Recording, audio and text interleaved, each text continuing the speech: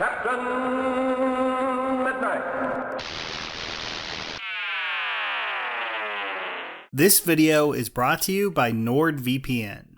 There's so many subgenres within Star Trek. Episodes of these shows through the years have been political allegories, tense submarine thrillers, absurdist comedies, courtroom dramas, and more. And that's not even counting all the nonsense they get up to in the holodeck. But whether it's a photon torpedo battle or a space anomaly that causes everyone on the ship to lose their mind, and there is a lot of those, you know you can usually count on some form of action.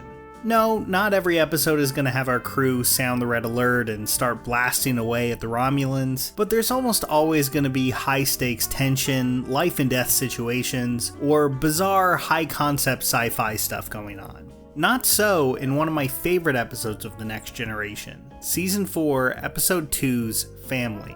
If the most recent Trek movie trilogy set out to convince general audiences that Star Trek can be high-octane, glossy action films, Family is the exact opposite. Unless your idea of an action scene is the captain and his elderly brother shoving each other into the mud. Honestly, maybe that's what Into Darkness was missing. But no, Family is an episode where not much happens in plot terms. For those of you who don't remember or maybe haven't seen the show, this was the Next Generation's follow-up to their Best of Both Worlds two-parter, which saw Patrick Stewart's Jean-Luc Picard be assimilated by his greatest enemy, the Borg, and used to lead an attack on the Federation, which caused the death of at least 11,000 people. Of course, the crew of the Enterprise was able to save the day and get their old captain back, but the event would go on to become an essential element of his character, haunting him in more subtle character studies like this, in more bombastic ways in First Contact, and even shaping how he's perceived by his fellow officers at times, like Sisko's pure venom towards him in the first episode of Deep Space Nine. So it would have been pretty bizarre to come back from something as character-defining as the Locutus incident and just go back to work. But I'm sure that's what most viewers expected. Star Trek, especially the original and The Next Generation, are largely episodic shows. It's horribly tragic when Kirk loses Edith Keeler at the end of City on the Edge of Forever. But with the production style of the time, no viewer was under the impression that they'd tune in the next week to see the captain nursing a broken heart. For the most part, that's just not how primetime TV usually operated back then. That had only shifted a tiny bit by TNG's day, with most networks and production companies still being pretty opposed to most forms of serialization, which obviously just didn't play very well in reruns. But writer Ronald D. Moore and producer Michael Piller were adamant that Picard just couldn't go on another space adventure in this episode. He had to confront what happened to him. The result is a story where Jean-Luc decides to go home to his family vineyard in France and butts heads with his brother Robert. That's the A-plot, with the B-plot being focused on Worf's relationship with his human parents, and the C-plot seeing Wesley Crusher get one last message from his long-dead father. It's really classic TV story construction, and it comes together beautifully.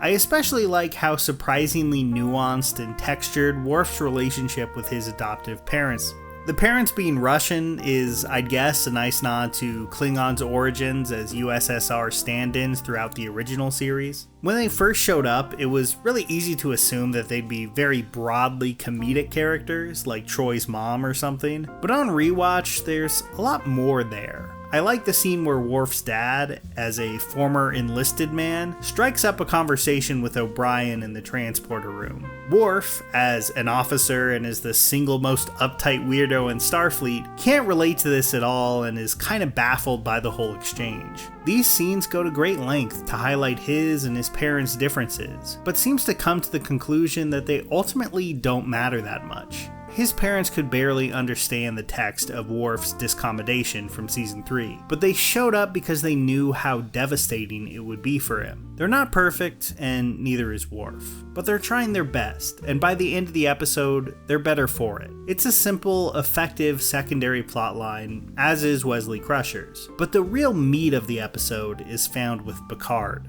Now this could have been a disaster. As a general rule of thumb, I get nervous when next-gen characters spend too long sitting around in ugly civilian clothing. There are plenty of exceptions, but generally it's not a sign that you're watching a good episode. I also don't think that the TNG of Season 2, or especially Season 1, with their often leaden, obvious dialogue, could have handled this story. But more script here is a testament to how far the show had come by its 4th season. It's confident in its storytelling. It knows that it can develop Picard and Robert's fractured relationship with a real sense of implied history and subtext, and the show clearly has confidence in its lead. Patrick Stewart isn't commanding an exciting phaser battle here. He's playing a guy returning home, trying to decide if he wants to make a career change, and having a momentary emotional breakdown. That could all be very dull on paper, and yet Stewart and Robert actor Jeremy Kemp make nearly every second of it engrossing. I often go back and rewatch that early dinner scene, where Robert's distaste for Jean-Luc's job and the life he's chosen for himself are on full display. Robert sees Jean-Luc as the whiz-kid prodigy, the arrogant young genius who had no time for their father's vineyards or their traditions. And throughout the dinner, Robert pokes and prods at Jean-Luc. I think this stuff is just so well written. In Robert's view, Starfleet's vast technology and convenient replicators distract from what's important in life. They've chipped away at who Jean-Luc really is. His brother has been away so long and drank so much phony Enterprise synthanol that now he can't even guess the year of the family wine that they're drinking. And all these words hit Jean-Luc harder than they probably would have normally, because technology had literally just stripped him of his entire identity, of everything that made him human and connected him to his past. Now, Robert doesn't bring up the Borg in this scene, but we know he's very aware of what happened, and that knowledge just lingers there. It's Robert's smug, unspoken victory over Jean-Luc. I stayed here, underappreciated. You ambitiously went off to the stars, and look where that got you. Robert can feel a bit cruel here, and his traditional anti-technology perspective is not one that you will find often represented by the people of Earth in Star Trek. It doesn't surprise me that Gene Roddenberry, who was very old and losing his power over the show's creative direction at this point, is said to have hated this episode. To him, the utopia that exists on Earth in Star Trek would be unquestioned, and human beings have evolved beyond the petty jealousies of Robert. Now, all due respect to Roddenberry, but I'm glad that cooler heads eventually prevailed here, and that the Next Gen cast was allowed more interpersonal tension going forward. I think Star Trek can stray too far from that utopian vision and Gene's rules, and you wind up with, like, Nemesis. But honestly, Roddenberry often applied this really arbitrarily anyway, which is how an episode like Season 1's Conspiracy snuck in under his tenure, which is maybe the most cynical and dark episode of TNG. Still, if Roddenberry's rules could bog down writers when getting caught up in the specifics, as a general ethos, they provided the framework for the show's entire point of view. And despite his distaste for it, I think you can see that on display in Family.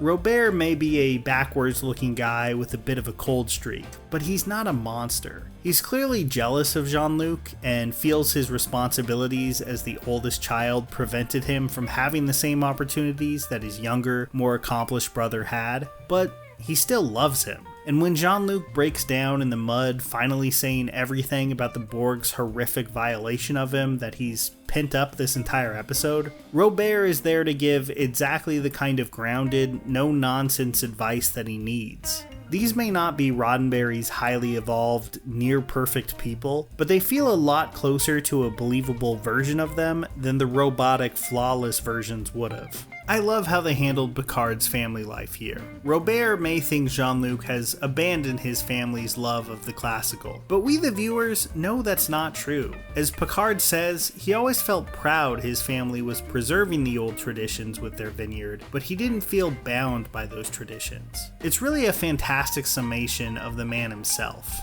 We see throughout the show his deep care for older cultural practices and objects that his brother would have treasured, through his study of archaeology, his love of classical music, Shakespeare, and even 40s detective novels. But he also demonstrated each and every week how open-minded he is towards the new and the unknown. and I think that balance is one of the things that I find most admirable about him as a character. Eventually, the never-ending need for more franchise material would come for both Jean-Luc and Robert. Robert and his family burned to death in a fire off-screen to add a dash of tragedy to the first next-gen movie, and Jean-Luc himself went on to meet an even grimmer fate, having to hang out with the characters in Star Trek Picard. But this episode is still with us, and still serves as a good reminder for how great Trek can be, and how it can surprisingly excel at being a low-key and intimate family drama nearly as much as being high-concept sci-fi.